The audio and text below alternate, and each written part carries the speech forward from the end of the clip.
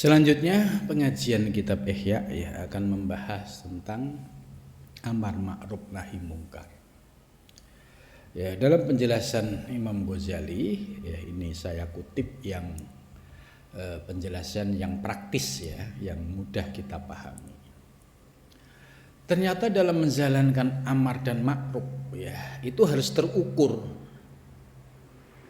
Terukur melihat situasi dan kondisi. Contohnya misalnya ada sesuatu kemungkaran.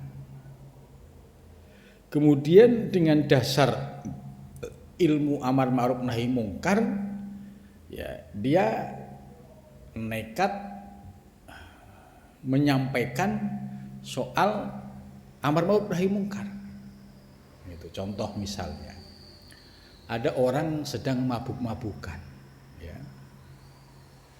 kemudian ada santri terus pengen amar ma'ruf nahi mungkar, tapi dia tidak memahami strategi, tidak memahami adab dan etika bagaimana cara amar ma'ruf nahi mungkar yang bisa diterima. Akhirnya datang ke pemuda-pemuda yang sedang mabuk-mabukan, terus mengeluarkan ayat. Apakah cara ini bisa merubah atau justru akan mengalami penolakan? Sudah pasti ketika orang sedang mabuk kok dilawan, egonya muncul. Yang terjadi dilawan. Nasihatnya misalkan sekalipun itu mengeluarkan ayat atau hadis, tidak akan merubah orang yang sedang lagi mabuk tadi. Nah, syukur-syukur nggak dikeroyok lah itu. Jadi Imam Ghazali memberikan strategi di dalam amar ma'ruf nahi mungkar. Jadi tidak bondo nekat gitu. Mentang-mentang itu kemungkaran harus kita serang, kita lawan. Kalau tidak punya perhitungan ujung-ujungnya bermasalah sendiri. Contoh misalnya ada tempat kemaksiatan terus diserbu, akhirnya pihak yang merasa dirugikan bisa lapor ke pihak yang berwajib karena sudah melakukan pengrusakan, terkena pasal itu. Jadi perlu teknik, perlu cara-cara dan perlu strategi. Maka dalam hal ini Imam Ghazali cukup bagus sekali Jadi jangan sampai kita amar ma'ruf pesannya itu tidak sampai, tapi justru yang terjadi penolakan. Itu. Kita bisa melihat cara-cara orang-orang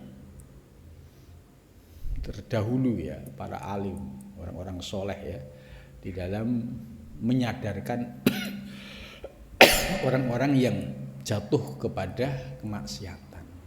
Itu tidak dengan cara konfrontatif gitu. Maka kalau ada orang yang dakwah di tempat diskotik, di tempat prostitusi, kemudian dia berhasil menyadarkan, ini istimewa.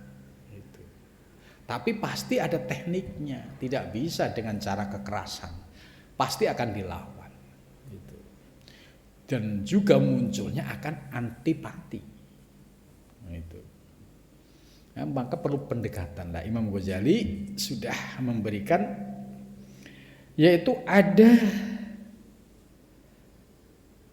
beberapa tahapan di dalam amar ma'ruf nahi mungkar. Amma darajatul ula, derajat yang pertama, wa huwa at-ta'aruf. Itu. Ta'aruf itu memahami situasinya. Itu. Ini contohnya saja, misalkan di kampung sana itu kalau malam para pemudanya sering mabuk-mabukan. Itu misalnya. Kemudian kita perlu cari informasi yang detail. Di situ siapa saja yang suka minum. Ya, dicari informasi sampai paham betul peta lokasinya. Ya, siapa yang suka minum, siapa yang tidak, siapa yang jual gitu. Itu harus dipahami betul. Karena ini akan menjadi objek ya dalam strategi dakwah. Itu. Nah, wa na'ni tolabul ma'rifah bijinil munkar. Harus tolabul ma'rifah. Ada rasa ingin tahu, memahami situasi gitu. Wa huwa atajassus, yaitu dengan cara tajassus bisa mengirimkan kalau intel atau mata-mata atau orang yang ada di sekitar situ. Ya, ini menurut Imam Ghazali langkah ini perlu dilakukan. Kemudian setelah memahami situasi dan siapa yang ada di lokasi tersebut dan siapa yang suka minum-minuman, berarti teknik berikutnya mendekati secara personal. Misalkan pasti di situ ada pimpinannya. Nah, pimpinannya pas suatu ketika dia sedang sendiri, kita deketin, kita ajak ngobrol dengan baik-baik, syukur-syukur kita traktir, kita beliin rokok, kita baikin gitu. Supaya dia memiliki sikap yang positif terhadap kita. Kemudian tahap berikutnya ya kita ajak ketemuan lagi, ngobrol-ngobrol lagi gitu. Kemudian suatu ketika ada kesempatan misalnya minum-minuman gitu ya. Kita tidak usah mengeluarkan dalil dulu gitu. Karena orang yang posisi seperti ini dia akan defensif. Biarkan aja dulu. Ya, suatu saat ketika ada titik lemahnya baru kita masuk. Sehingga dakwah itu bisa menyadarkan kepada pihak yang menjadi objek dakwah. Lah, kalau pimpinannya itu sudah bisa kita dekati dengan baik, pasti yang lainnya itu akan ikut. Gitu. Jadi tanpa harus konfrontatif berhadapan dengan mereka. Jadi banyak cara ya. Ini tentu setiap persoalan ya tentu ada cara-cara bagaimana bisa didekati dengan cara yang bijak, yang bisa menimbulkan ya maslahat, bukan tambah permusuhan. Gitu. Jadi luar biasa kalau ada orang yang berdakwah di klub, di diskotik, ini luar biasa tantangannya. Dan tentu ini tidak gampang. Ya, kita bisa melihat ya cerita seorang ulama di Jawa Timur. Ya, beliau dakwah di diskotik. Ya, ketika yang lain minum, ya beliau seolah-olah minum. Gitu. Padahal sesungguhnya yang diminum itu ya bukan khamr. Karena pernah dibuktikan ketika ada yang pengen tahu apakah yang diminum itu khamr atau tidak, ternyata ya bukan khamr, hanya sekedar ikut nimbrung untuk bergaul. Gitu. Dan ini kan perlu keistimewaan tersendiri, ya, perlu strategi tersendiri. Gitu. Jadi ini kalau ada orang yang dakwah di situ, ya, jangan kita salahkan. Ini orang pasti punya strategi, punya ilmu dalam amar ma'ruf nahi mungkar. Imam Ghazali mengajarkan tidak konfrontatif, tidak membawa pentung kemudian diserbu bareng-bareng, tidak.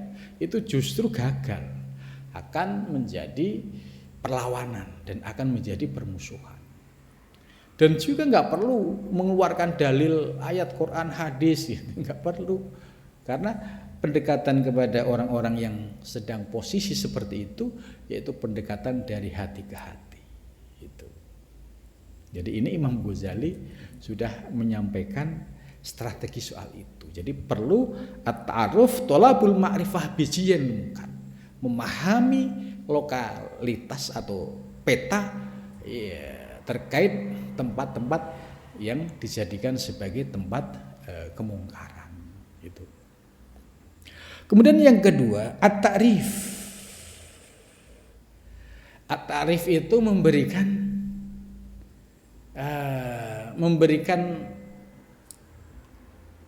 penjelasan. Maksudnya begini, ya, takrif ini ya, ketika bersama orang-orang yang sedang mabuk tadi, ya, ketika posisinya sudah dalam kondisi netral, baru kita memberikan nasihat. Gitu. Ngapain sih kamu minum-minuman terus? Apa enggak capek gitu? Apa enggak bahaya nanti? Jadi bahasanya pelan-pelan. Tidak usah ngeluarin Quran hadis dulu, pakai logika saja. Ini kalau tiap hari minum begini apa enggak rusak itu organ-organ tubuh yang ada di dalam. Karena ini kan benda keras, itu istilahnya dia punya zat-zat yang keras yang tentu tidak kompatibel dengan organ yang ada di dalam tubuh manusia, pasti akan mengalami kerusakan. Gitu. Jadi bisa menggunakan banyak cara dan teknik gitu.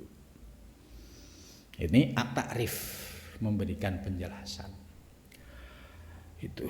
Kemudian berikutnya an-nahyu bil wa'di, ya.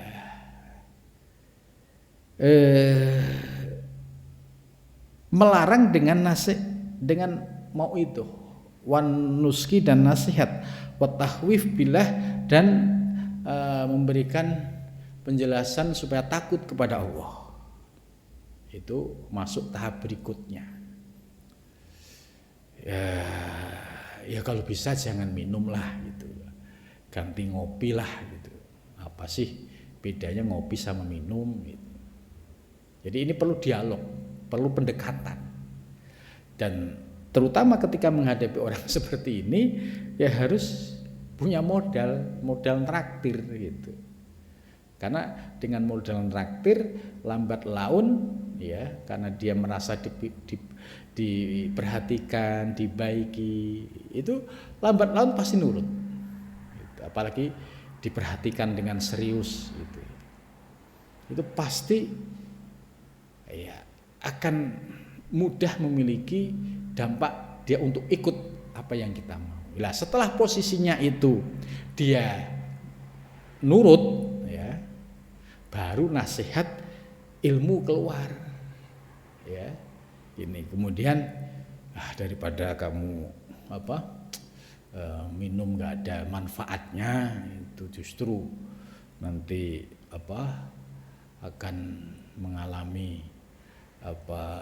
murkanya Allah gitu. Kalau posisi sudah sadar, itu baru dimasukin yang berkaitan dengan nasihat-nasihat itu. Jadi menurut Imam Ghazali ya, tahapan sampai pada masuk menasehati itu tahapan yang ketiga setelah situasinya terkondisikan gitu. Jadi tidak ujuk-ujuk langsung ceramah gitu. Kalau ujuk-ujuk ceramah dia bawa botol bisa dilempar gitu. Karena namanya orang mabuk itu egonya cukup tinggi dan dia akan defensif. Walaupun salah tetap dia merasa benar. Jadi tahap yang ketiga itu baru memberikan nasihat. Gitu. Nasihat ya supaya dia sadar. Ternyata zaman Nabi dulu juga menggunakan strategi. Termasuk ketika menghadapi kafir Quraisy ya. Yang mana kafir Quraisy itu minum-minuman itu dianggap hal yang biasa. Dan turunnya ayat Al-Qur'an terkait minuman itu pun bertahap. Enggak sekaligus turun langsung haram, itu tidak. Jadi ada proses rasionalisasi. Oh, minuman ini bahaya, banyak mandorotnya, tidak ada manfaatnya. Setelah logikanya dia masuk, baru ayat-ayat yang berikutnya itu baru tegas haram. Gitu. Nah, jadi Al-Quran saja ya ketika menghadapi orang-orang kafir Quraisy yang suka minum-minuman itu pun turunnya secara bertahap. Nah, begitu juga Imam Ghazali ya, ketika kita mau berdakwah ya strategi dakwah terutama ya, terhadap orang-orang yang dalam posisi dia di zona kemungkaran ya perlu strategi ilmu. Kemudian ad-darajah ar-rabi'ah.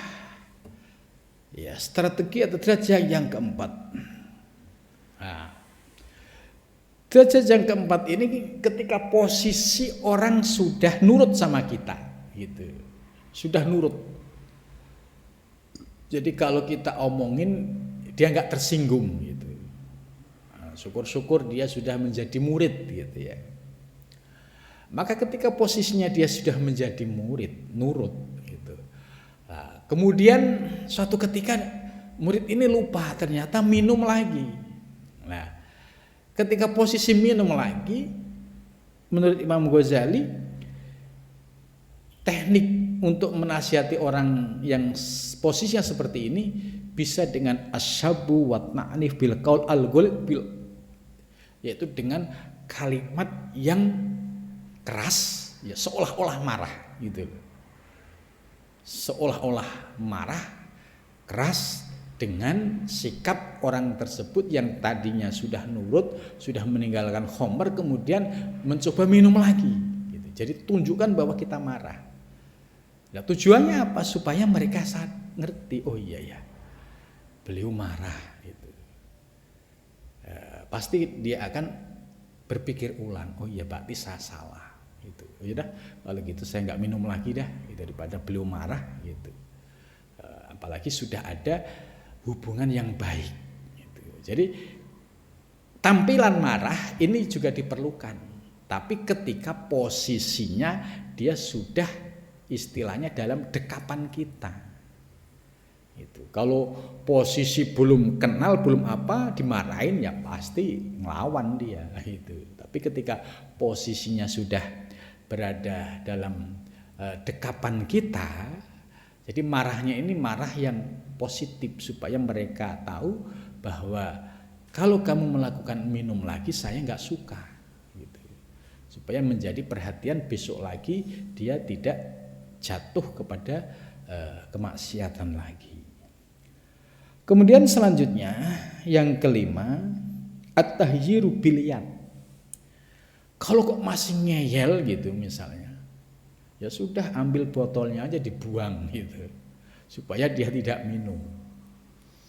Jadi at-tahyiru bil yad, kalau dia misalnya beli, ya terus ya botolnya diumpetin, dihilangin aja, supaya dia tidak jadi minum gitu.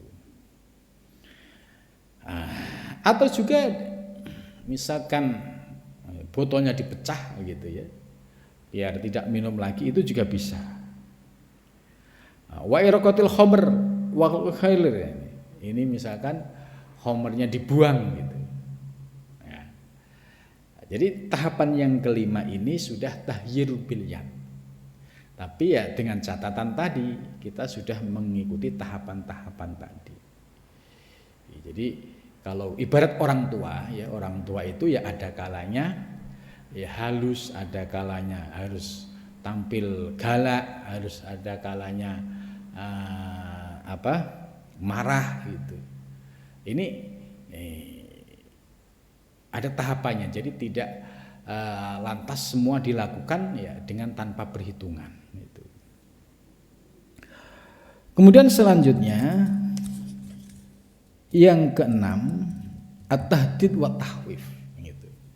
Jadi seolah-olah memberikan kayak apa itu penekanan atau ancaman lah. Dah kalau kamu masih minum udah jangan sama saya lagi, dah kamu pergi gitu. Supaya mereka mikir, oh iya beliau marah bener ya gitu. Jadi udah tinggal kalau kamu masih minum ya sudah nggak kesini lagi gitu. Lebih baik kamu sana kembali lagi ke tempat kumpulanmu. Kalau kamu memang tidak bisa dibimbing atau diajar. Ini boleh at-tahdi wa tahfiz. Terus derajat yang ketujuh ini mubasyaratud darbi bil yad warisli ini. Jadi yang ketujuh, kalau kok masih dia ngeyel itu bisa bukan memukul lah istilahnya, yang tidak menyakitkan gitu, biar seolah-olah marah gitu. Ya bisa kayak di ekspresinya kayak marah ya, kemudian kayak mau nempeleng tapi sesungguhnya tidak gitu. Bil yadi warijli ya, artinya tetap menghindari kekerasan ya, tapi hanya sebagai strategi saja. Nah, seperti kayak orang tua ya, ketika anaknya sudah masuk 7 tahun kemudian ke atas, itu kan kata ad-darbi itu memukul, bukan berarti pukulan yang dengan tangan kosong atau dengan kekerasan, tidak. Ya, istilahnya kalau bahasa kita tuh diceplek pantatnya supaya anak ini ada rasa takut, supaya cepat-cepat sholat gitu. Begitu juga ya kalau orang yang posisinya lagi mabuk berat tadi, kemudian dia sudah mau jadi teman kita, menjadi murid kita, tapi kok dia masih coba-coba minum-minuman lagi gitu. Nah itu seolah-olah marah, itu boleh gitu. Istilahnya kayak misalnya ditendang tapi tendangan yang tidak menyakitkan gitu. Itu sebagai ekspresi bahwa kita tuh marah-marah bener gitu. Itu tahapan yang ketujuh. Ya. Kemudian yang kedelapan ya, kalau misalnya ya tidak mampu ya, bisa menggunakan dengan cara yang lain ya, seolah-olah itu ya menunjukkan ekspresi yang marah gitu ya, ekspresinya marah-marah beneran gitu, supaya orang ini punya rasa takut, oh iya ya belum benar-benar marah ini. Nah, contohnya kalau ibaratnya begini, awas loh kalau kamu masih minuman gitu, wah lempar pakai ini misalnya. Ini bahasa yang menurut Imam Ghazali bahasa yang bisa membuat dia itu jerah dan kapok gitu. Jadi 8 strategi ini menurut Imam Ghazali ya, sebagai cara untuk mendekati atau sebagai sebuah pendekatan dalam amar ma'ruf nahi mungkar. Jadi artinya bahwa Imam Ghazali ya, beliau sangat mendukung amar ma'ruf nahi mungkar, tapi caranya adalah bil ma'ruf. Jadi amar ma'ruf bil ma'ruf, nahi mungkar bil ma'ruf juga. Jangan sampai amar ma'ruf bil mungkar pasti akan terjadi perlawanan, begitu juga nahi mungkar dengan kemungkaran pasti akan menimbulkan perlawanan juga. Maka apa yang disampaikan oleh Imam Ghazali ini, pentingnya amar ma'ruf bil ma'ruf ya, dengan cara yang baik, begitu juga nahi mungkar bil ma'ruf juga. Maka dengan cara seperti itu ya, inilah yang disebut ya pendekatan para sufi dalam melakukan amar ma'ruf nahi mungkar. Tidak menggunakan pendekatan orang fikih. Orang fikih haram, langsung geruduk, langsung demo, langsung dipecahin kaca, digebukin. Orang semakin antipati. Ya, maka apa yang disampaikan oleh Imam Ghazali ini menarik ya, sebagai sebuah pendekatan dalam amar ma'ruf nahi mungkar. Mudah-mudahan dengan penjelasan Imam Ghazali ini bisa memberikan pemahaman. Oh iya, ternyata Imam Ghazali sangat tertib sekali dan sangat bijak sekali dalam melakukan amar ma'ruf nahi mungkar bil ma'ruf dengan cara yang baik. Ya, mari kita lanjutkan.